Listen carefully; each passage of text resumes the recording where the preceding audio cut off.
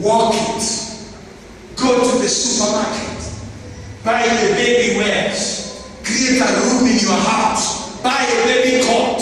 Call his name. Put the dolls all over. Buy baby things. Saturate your house with baby things. Buy teddy bear. Put everything in place. Buy a rocking bed. I mean, praise the Lord. Amen. You are saying, oh, Pastor, pray for me. Lay your hands, lay this hands. And then when you go home, you live like praise the Lord. Saturate the law of saturation. Amen. The law of saturation. If you want to be a rich man, there is a life which rich men live. Begin to live like that in your small way. Hallelujah. With only that salary you have, begin to change yourself. Live like that. Because when you put pressure, God will take you there. Praise the name of the Lord. Hallelujah. Point number 5, I'm almost finished. Move your tent. Abraham, after he had walked the path and marked his inheritance, he demarcated it, he experienced it. He knew where the wells would be done. He knew where he would put his head. He knew where the altar of God will be. He moved his tent from where he was and brought it to the land. Now, moving your tent is shifting your mind. Because you live in the tent of your mind. The Bible says, as a man thinketh, so is he. So when you move your mind from that mindset, your body can be here, but your mind has moved there. Your body has got nothing else to do but to follow your mind. Praise the name of the Lord. Hallelujah. When you move your tent, you are moving your mental attitude. Your life revolves around your mentality. A place of your life which results in what you have, and what you have is your mind. Everything, first of all, must find a place in mind before they can find their places in the bookshelves, in the storehouses, on the roads, in the house. So, have a mental shift. No wonder Romans chapter 12 verse 1 and 2, the Bible says, be not conformed to the patterns of the world, but be transformed, metamorpho, take a new shape. Amen. Be changed from poverty to riches, from sickness to health, from curses to blessing. To metamorpho means to move from one to another, like from a larva to a butterfly. Praise the name of the Lord. And that comes, the Bible says, by the renewal of your mind. Some of us, we are captives of our own minds. Some of us, the prayers that the pastor offers us, the anointing that is in the house, cannot work for you because something upstairs is not adding up. You have lived like that for so much until the picture of yourself is fixed. Even if somebody tells you, hey sister, you are a great woman of God, you laugh it out. Praise the name of the Lord. You have to fix your head. Tell your neighbor, your head is your business, so mind your own business.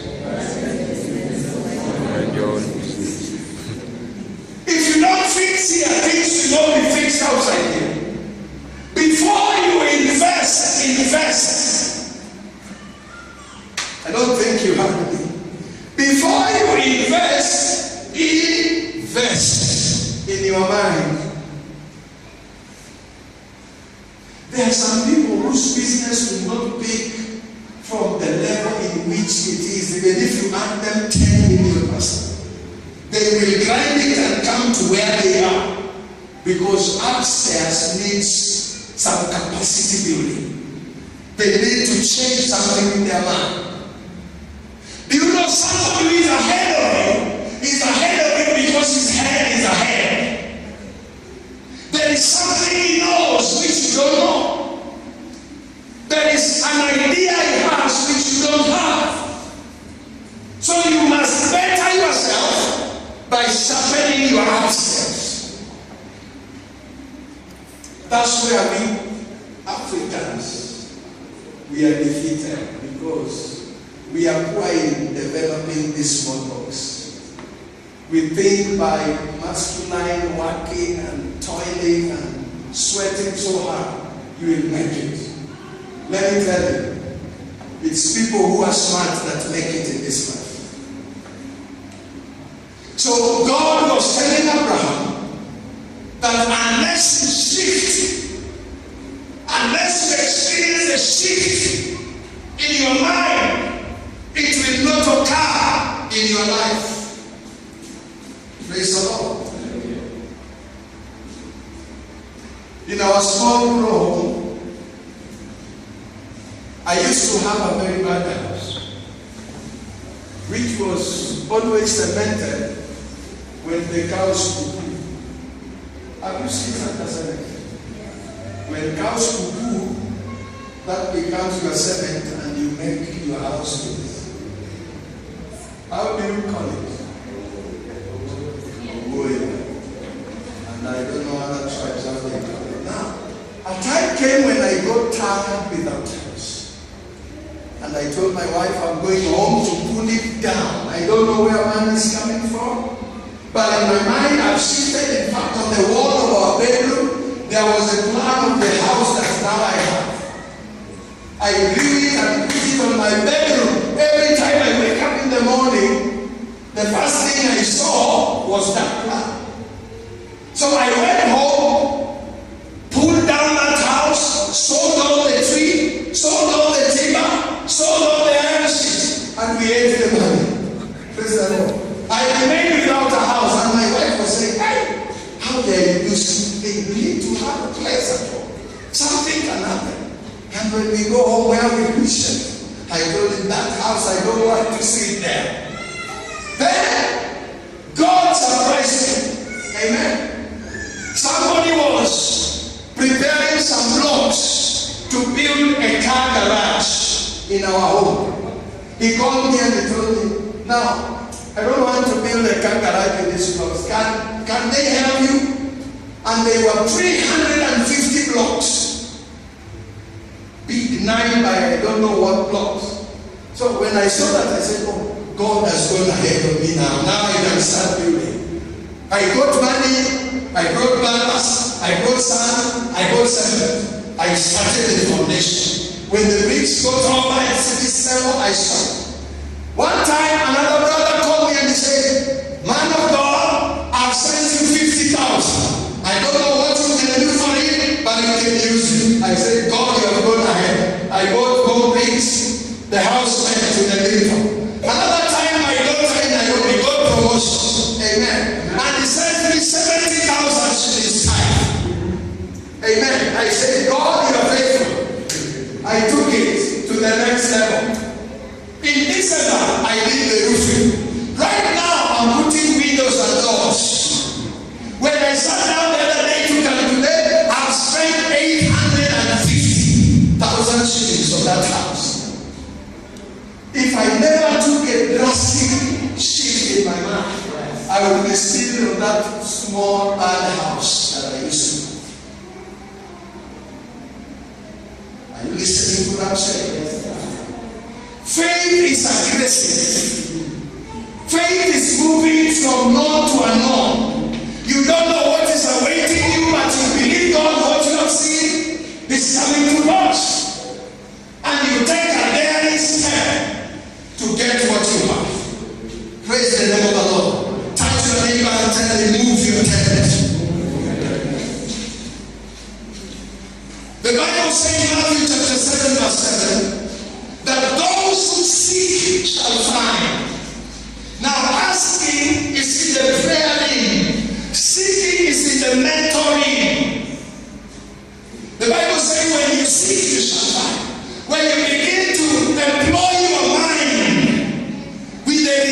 things of the spiritual world, you will get there. Amen. You know, God never wanted us to walk with Him and leave our minds stuck. Hello? Praise the Lord. Amen. Let me watch at that time. I'm almost through in time. Amen. God never called you to walk with you as a zombie or as a robot. He gave you a mind, and there is a work for that mind. He wants, when He's walking with you towards your destiny, your minds can be busy, seeking and searching. Because whosoever seeketh findeth. Show me a great man, I will show you a man with a researcher's mind. A mind that opens every unopened page in life.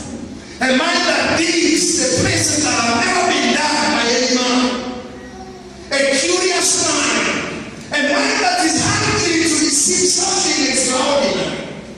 You don't sleep until you get the reason why things start to work.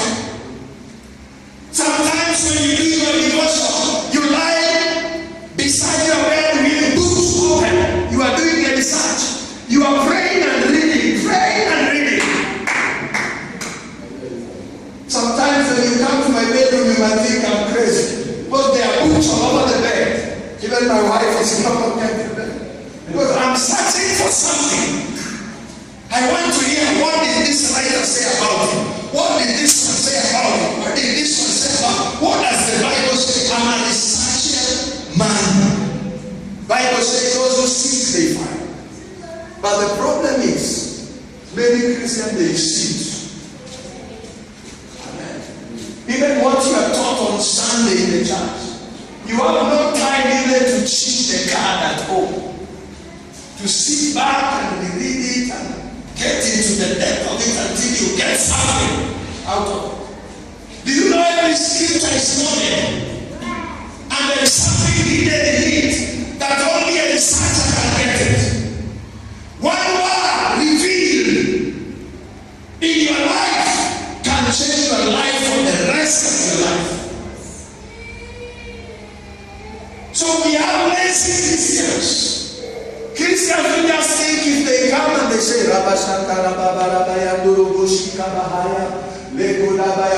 then they go home and eat and sleep. Things will work for them. After Rabashanta, employ this. Because the Bible says, those who ask shall receive. Those who seek shall find. Those who knock, it shall be opened. So you may be just receiving what you ask, but you don't get by seeking.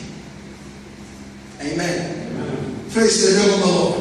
So Abraham shifted his tent, he went there. There was nothing at all in that land. But because he shifted his tent, he began to see the realization of things. Where your mind is where you will be. If your mind is in the ghetto, your body will live in the ghetto. If your mind is in uptown, your life will be in uptown. You cannot live separately from your mind. Your body or your life is a slave that follows your mind. So put your mind where you want your life to be. If you want your life to be high, put your mind up there, and your life will be realized. Praise the name of the Lord.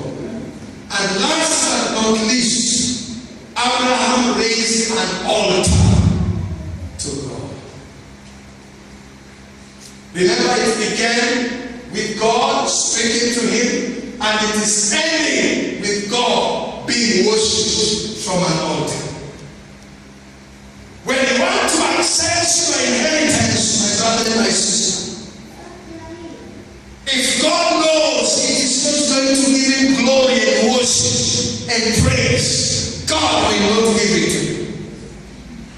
If all that I need a car for is also to show myself and say I'm also a driving pastor in town, God will look at that and say, not for that purpose. If all that I need a child for is to silence those who are laughing at me and tell them, God will not give you a baby.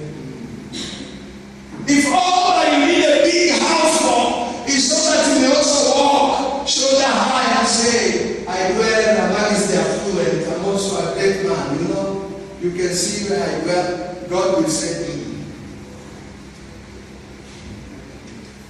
praise the name of the Lord. He is the God that judges the motive. So Abraham knew, and he raised an altar, and he worshipped the Lord, and he called on the name of the Lord. Let me tell you, my brother, my sister, if that car is not for the glory of God, forget it. If that wife, husband that you need is not for the glory of God, forget it. If the job you want is not for the glory of God, forget it. He raised an altar unto the Lord. In other words, he said, oh God, it is you who is worthy. I worship you here. God, I still love you here.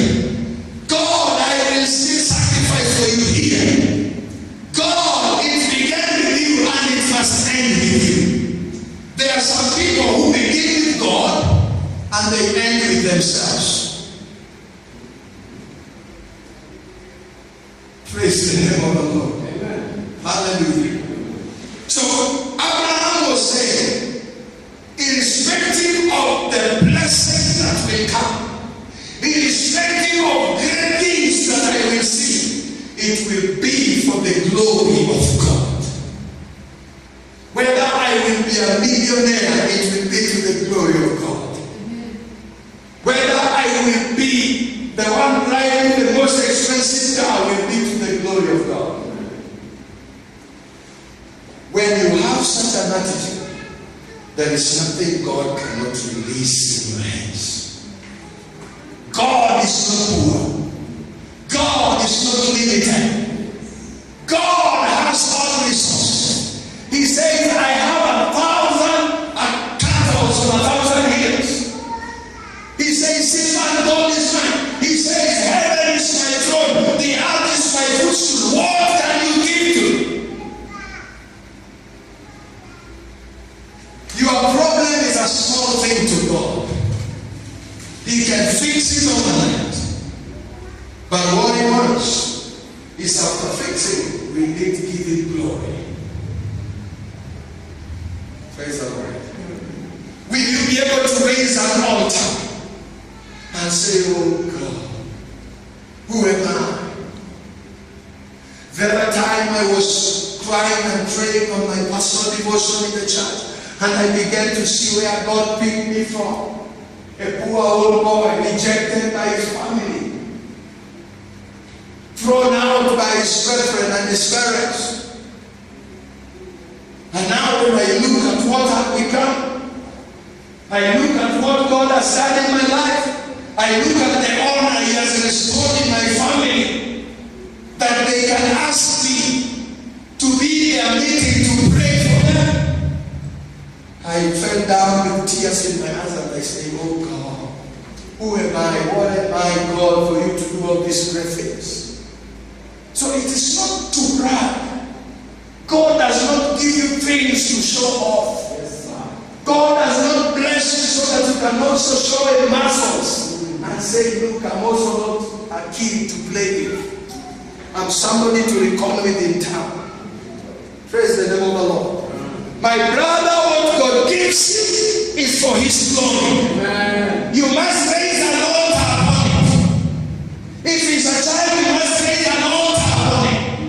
If it's a car, an altar. You must say, in this car, only the things of God will it do. It will not carry people to the bar to drink. Hello? You carry people in your car and take them to the bar to drink. A car that God gave you. Praise the name of the Lord. You are people from home coming to your house and you buy the whiskey and you tell them, I don't take those things I'm born again. But you people, I know you take those so you can enjoy yourself. Not in the house that the Lord gave you. They must know that me and my house, we shall serve the Lord. Praise the name of Jesus. Amen. If the Lord gave me a car and now you cannot come to church because Pastor, I'm in a garage on Sunday. Pastor, I cannot come to church because my husband. Or you come to church with a kid and now instead of listening to the message, you just play with the kid in the church. God will look at it and say, this blessing has messed up my daughter. Praise the name of the Lord. You must raise an altar. That money is not for your self-gratification. As much as you enjoy it, it must serve God's purpose. You must look at God's work and say, Pastor, this is money, I will bring it. Hello? Hello? Praise the name of the Lord. You must raise an altar to the Lord. That altar is what will guarantee that inheritance. An inheritance without an altar can be taken by the enemy. Are you understanding what I'm saying? Yes. There are many sisters who dedicated their soul to God the day they opened it. But they have never maintained that altar of dedication. No wonder their business are going down. There are people who dedicated their homes the day they were entering. The pastor came and anointed the place and prophetically prayed. But that was all they did. Nowadays they do anything in that home. They play any music. They show any film in that house. You can find every rottenness in that place. No wonder you are not doing very well in that home. It is the altar that safeguards the inheritance. And Abraham knew that that's why the first thing he did is raise an altar unto Jehovah. So whatever God gives you, protect it by raising an altar. If God gives you a car, raise an altar. The day it's being dedicated, get some good offering and say, Pastor, this car the Lord has given it to me, and this is the offering I'm laying on the altar. This car will serve the purposes of God as long as I live and I use it. And as Pastor dedicates the car, make sure from that day henceforth it serves the purposes of God in your life. It will never have an accident. Nothing will happen to it. Car jackers will not take it. Praise the name of the Lord. Because it is altars that safeguard our inheritance.